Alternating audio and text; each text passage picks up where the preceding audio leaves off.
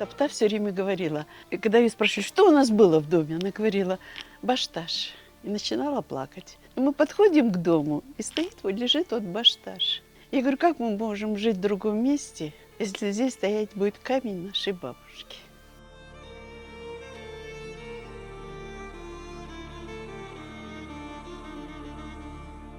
Когда я покупала этот дом, он был страшный.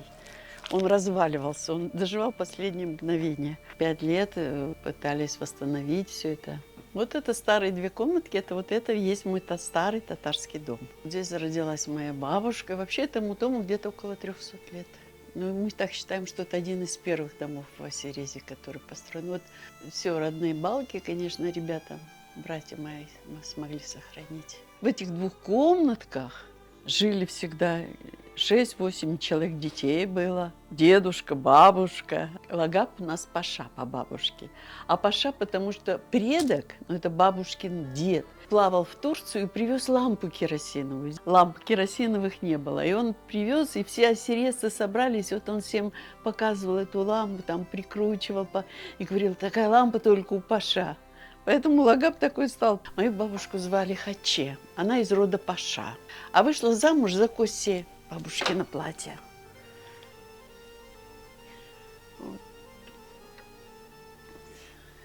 Вот фотография моей Тапташи. Моя Тапташа – это мой папа. Но это уже смонтированная фотография. Да, ей удалось сохранить практически семью, потому что накануне депортации моего деда расстреляли. И в день, когда высылали, в этот день было 2. И моя бабушка, наивная женщина, она всю жизнь плакала, что они уехали, даже казаны не успели помыть. Мой дед был старостой. И когда пришли, освободили партизаны, он откровенно сказал, что у него большая сумма денег, которая принадлежала общине. И вечером приехали 4. Забрали деда, забрали деньги. Расстреляли вот в этом овраге. Бабушка родила 10 человек детей, но не все выжили. У бабушки было на момент высылки 5 сыновей и 1 дочь Асие. Вот 6 человек осталось живых.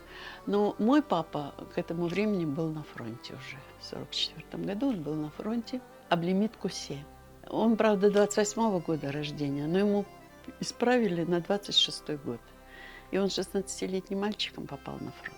Потом он служил до 50-го года на Чукотке, в Анадыре. В 50-м году он приехал в Горьковскую область, женился на моей матери. Она была русской, Нина Ивановна Скопина, но очень патриотичная женщина. Она всю жизнь говорила, мы татары. Мой отец потерял своих родных и 14 лет их разыскивал. Мы их нашли в Палаванташе. Мы их нашли, уже я была жива, так сказать. Вот. Мы их нашли в 1956 году. Я очень дорожила своим отцом. Мне было 30 лет, когда его не стало. А нужно сделать что-то, чтобы вот это было памятью о моем отце, о моей бабушке. И я решила вернуться в Крым, найти дом. Это родная стенка, мы ее и потому сохранили, что очень гордимся, чтобы показать, как раньше в старину складывали дом на века, вечно, прочно. Родная балка выходит. Мы все время говорим, это каменный наш каменный ковер.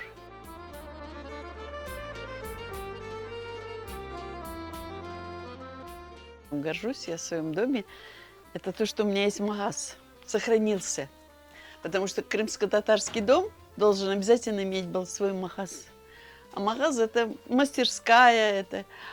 Здесь была кузня. И вот видите, все, что нам удалось выкопать. Это старые подковы, лопаты, утюг. Здесь раньше был просто двор. Но мы берегли это местечко, особенно мы дорожили этой стенкой, потому что около этой стенки, прижавшись к ней, в маленькое оконце, бабушка впервые увидела своего мужа, который выехал на коне. Папахи, красавчик. И она все время говорила, он был такой красивый. И поэтому, когда сохраняли что-то, я говорю, эту стенку надо сберечь. Это стенка, где рождалась любовь наших далеких предков.